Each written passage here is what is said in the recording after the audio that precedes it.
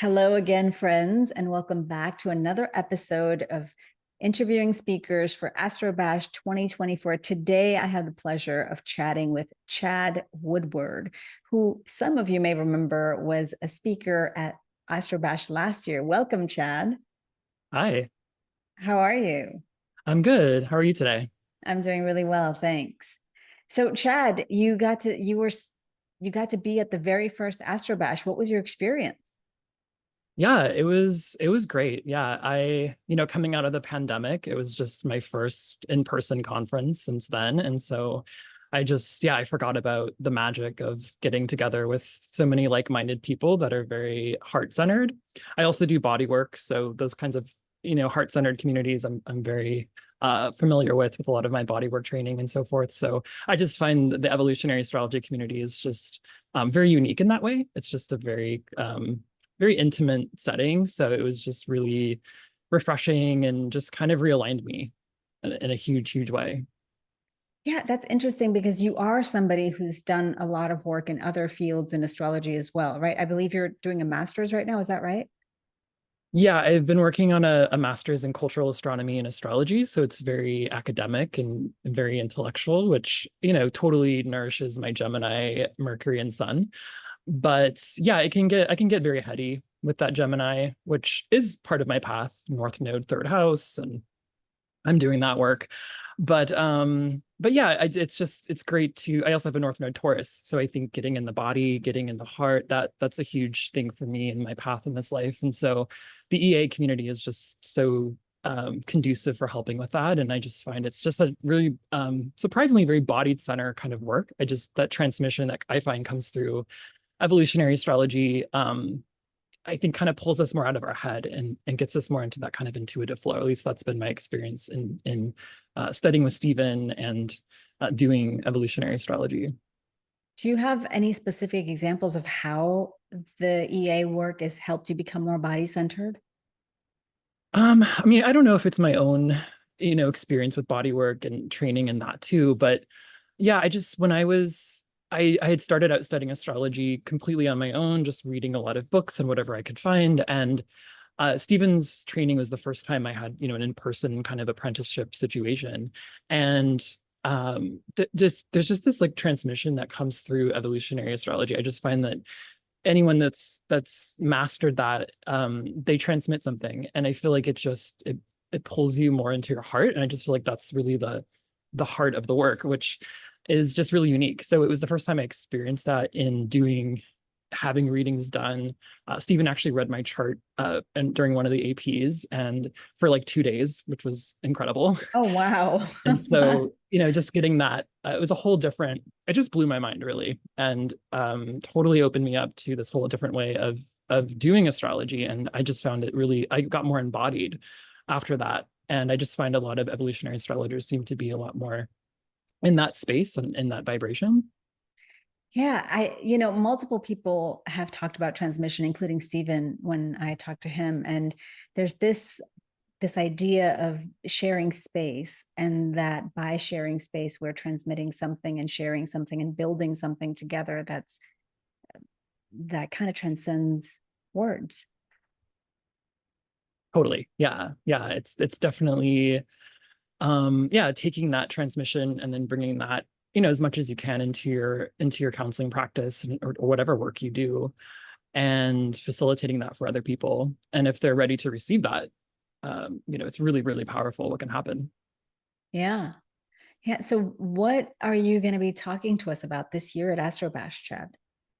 So I'm going to be speaking on the Aries point axis. So that is basically the first degrees of all cardinal signs and the latter degrees of all the mutable signs. So basically the equinoxes and solstice transition zones in the zodiac. So Aries, Cancer, Libra, Capricorn.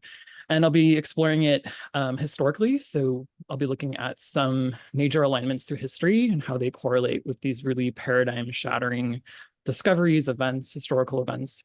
And I have this theme that I've noticed with Aries point placements, both historically and natally, which I'm titling "Pushing Boundaries." There's this kind of boundary pushing archetype to it, or at least that's what I'm hypothesizing and presenting and exploring. So I'm kind of just throwing out a whole bunch of data, which is very Gemini, and inviting other astrologers to play with it and see how it resonates for them. And I love other people's perspectives, like, hey, I'm seeing this from your data, or, that's really cool too.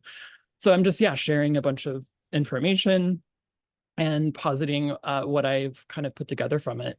But this whole kind of boundary pushing, paradigm shifting layer to it is really interesting. And I'm also careful not to aggrandize that in natal placements as well. I just find that plays out in whole different ways in people's lives and so forth. But so I'll be looking at both some major historical figures. So these are very paradigm shattering people, of course, but also some historical events as well. Can you give us a sneak peek of one of these boundary shattering or pushing type of people? So interestingly, a lot of them show up in things like in the development of computer technologies. So a lot of like key figures. I don't know, one example would be like Ada Lovelace. She was like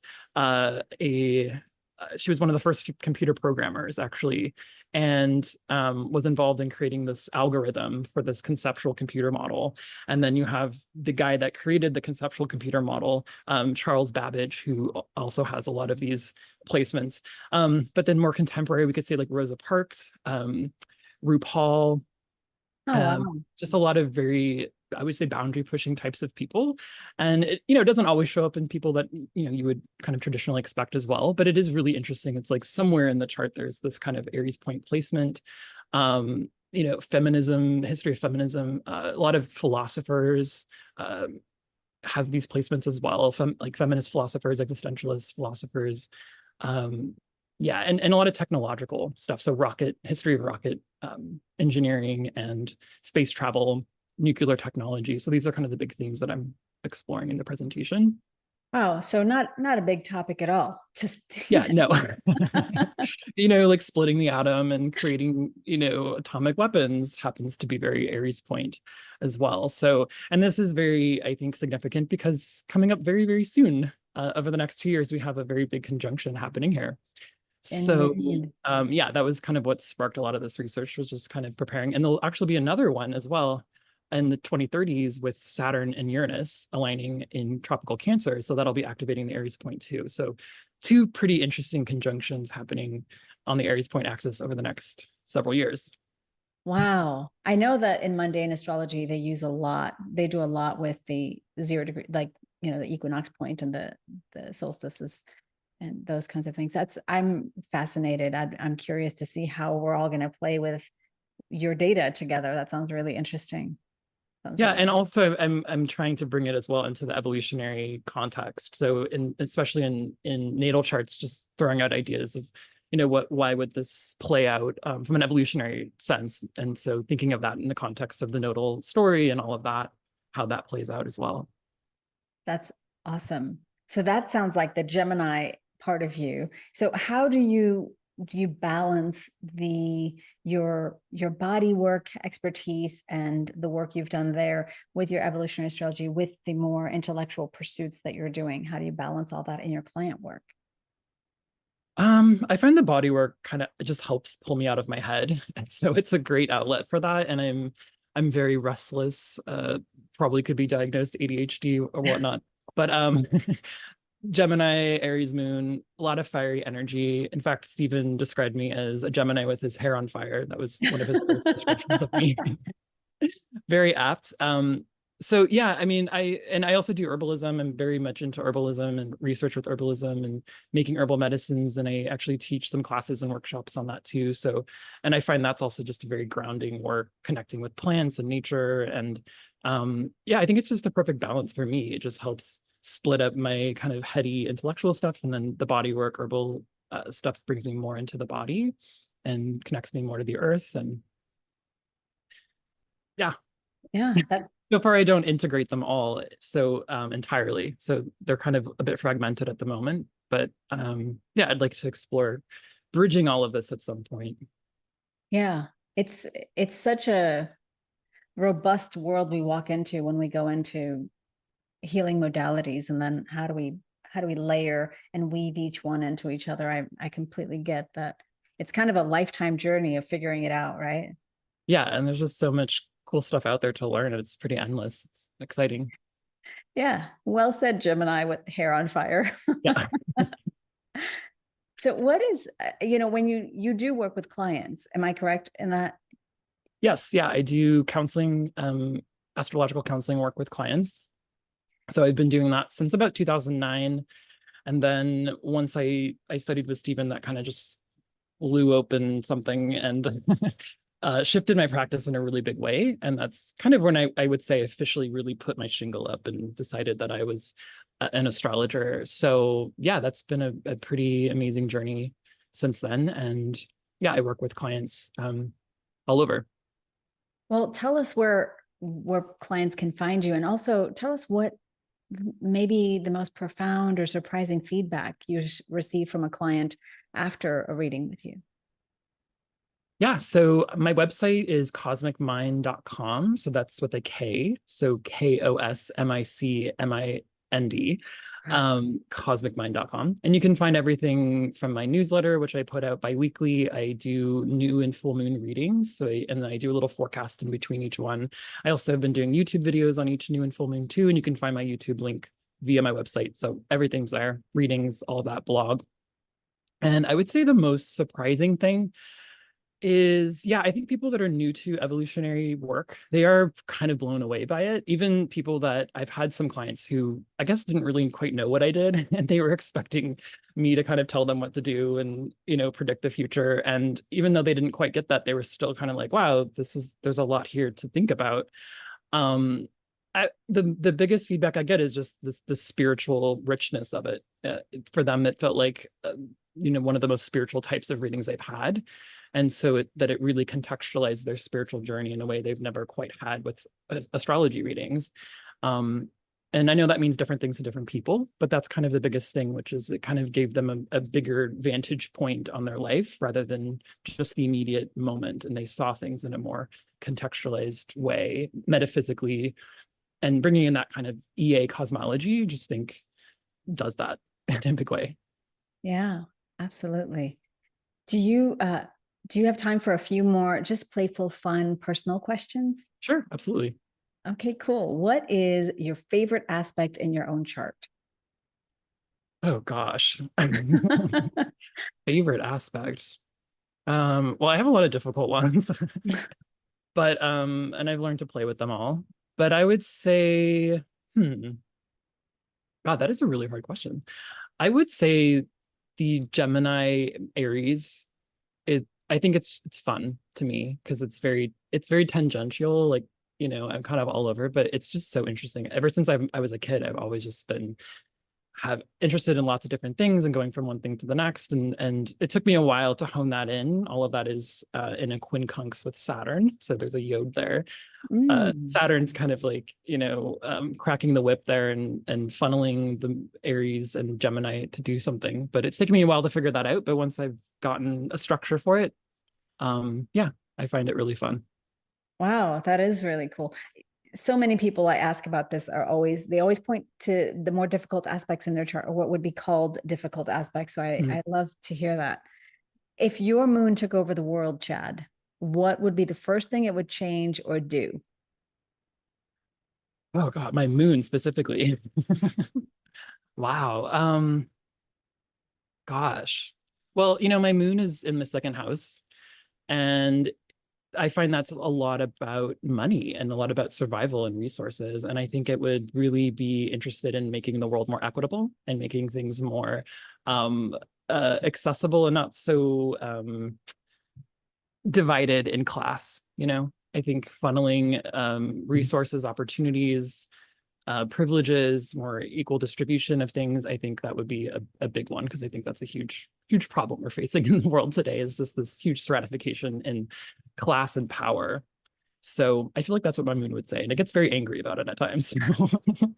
Oh, I love that. The moon, the tender heart, is like, let me fight for equality for everybody. Yeah, beautiful. If you could have a conversation with any astrologer, historically or contemporary, who would it be and what would you talk to them about? Wow. Okay, this is also hard. Well, ancient, there's so many. Honestly, I would just generalize it to any Greek astrologer because I would be really interested in what they actually did. Someone like Ptolemy or uh uh just well, Ptolemy's a huge, ancient figure, but there's this debate actually over ancient astrology techniques of what they actually used. A lot of times they actually wrote texts to attract clientele and impress people. So a lot of what they actually wrote about sometimes was just a way of kind of just impressing people. But it would be really fascinating to know how they did a reading and what they said and how they went about it. It just that fascinates me because there's just so much we actually don't know, even though we have some of these texts translated and we have some of these techniques, we just don't know all of what they employed. So I would just take a random pick of any ancient Greek Hellenistic astrologer and pick their brain on what they do. Yeah, that makes a lot of sense. Ptolemy is not as, that's a good one to go talk to. It's like, hey, buddy, what are you up to? And Yeah. how'd you come up with all this stuff? Yeah. Yeah. Yeah, that would be very cool. Well, Chad, thank you so much for your time. It's been such a pleasure talking to you. I'm really looking forward to meeting you at Astro-Bash. What are you most excited about returning to Astro-Bash about? Yeah, I think the community really that was the most nourishing part of it for me last year was yeah, I forgot how special that was and just the conversations and the people you meet. There's just so many interesting people. That's like anyone you sit down with will probably just blow your mind in terms of who they are and what they're interested in and what they have to say and their perspective on things. And so yeah, just listening to people and what they're doing and what they're interested in, that part is just really interesting. Did you make connections that you've continued from last year's Astro-Bash to this year? Yes, definitely. Yeah. And it was also great just reconnecting with the AP community because hadn't been really seen a lot of those people since 2016. So yeah, just reconnecting with them, and it was like we're kind of back at the apprenticeship program again, and so I look forward to that and meeting new people. Definitely. That's amazing. Thank you so much for your time, Chad. And once again, looking forward to seeing you at Astro Bash 2024. Yeah, me too.